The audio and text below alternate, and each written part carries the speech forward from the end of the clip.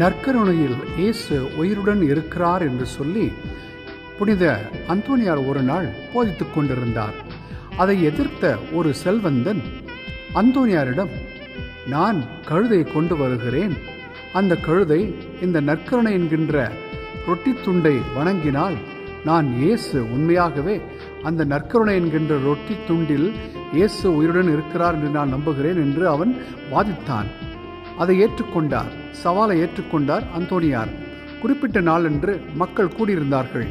அப்பொழுது பசியாய் கிடந்த அந்த கழுதையை கொண்டு வந்தான். அந்தோனியாரும் நற்கருணை கையில் பிடித்த வண்ணமாக அதை காட்டினார். என்ன அதிசயம்!